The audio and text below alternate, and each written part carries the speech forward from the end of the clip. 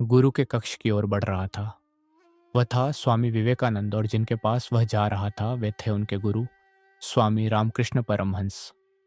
विवेकानंद के मन में हलचल थी। बीते कुछ दिनों से वह समाज को देख रहा था। लोग सामने मीठे बोल बोलते और पीठ पीछे जहर उगलते। वह इस पाखंड से व्यथित था। उसने गुरु को प्रणाम किया और कुछ क्षण मौन में बैठा रहा। रामकृष्ण परमहंस उसकी आंखों को देख रहे थे, मानो बिना कहे ही सब समझ गए हों। रामकृष्ण ने कोमल स्वर में कहा, नरेंद्र, आज मन बड़ा भारी लगता है। क्या देखा सुना है दुनिया में? विवेकानंद ने गहरी सांस ली और बोले, गुरुदेव, लोग बहुत कायर हो गए हैं। जो कहना चाहिए वह सामने नहीं कहते।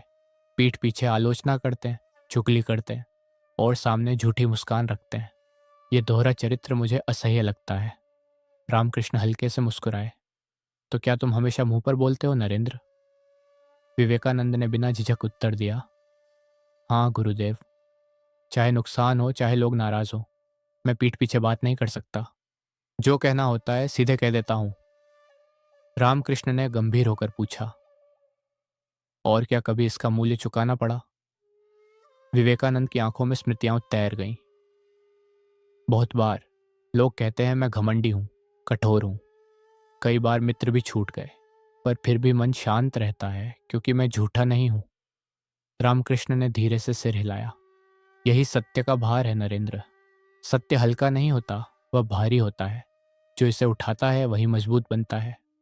कुछ क्षण बाद उन्होंने आगे कहा, पीठ पीछे बोलना सबसे आसान है। उसमें ना साहस चाहिए ना जिम्मेदारी, लेकिन मुंह पर बोलने के लिए आत्मबल चाहिए, क्योंकि तब तुम्हें परिणाम भी झेलने पड़ते हैं। विवेकानंद ने प्रश्न किया, पर गुरुदेव, क्या हर सत्य हर समय मुंह पर बोल देना चाहिए? रामकृष्ण मुस्कुराए और बोले, नहीं, सत्य वही बोलो जिसमें करुणा हो। सत्य अगर अहंकार से बोला जाए तो वह भी हिंसा बन जाता है, पर जो सत्य आत्मा की शुद्धता से निकले वह सामने वाले को चुभता जरूर है, पर नष्ट नहीं करता। विवेकानंद ने कहा, लेकिन जो लोग पीठ पीछे बात करते हैं वे सामने आने पर डर क्यों जाते हैं? रामकृष्ण ने उत्तर दिया, क्योंकि वे स्वयं से डरते हैं। जो पीठ पीछे बोलता है वह अपने ही शब्दों का सामना नहीं कर सकता। मौन और आंखों में आंखें डालकर बोलना, ये केवल निर्भीक लोग कर पाते हैं। उन्होंने आगे कहा, जब तुम चुप रहते हो और सत्य पर अडिग रहते हो तो झूठ बोलने वाले खुद बेचैन हो जाते हैं।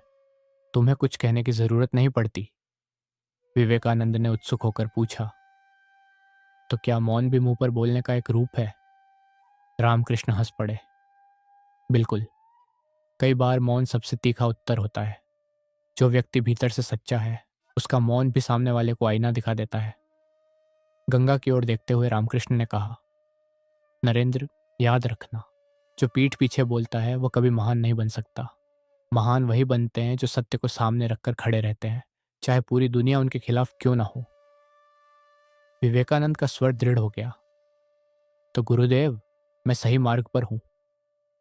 रामकृष्ण ने स्नेह से उसका कंधा थपथपाया।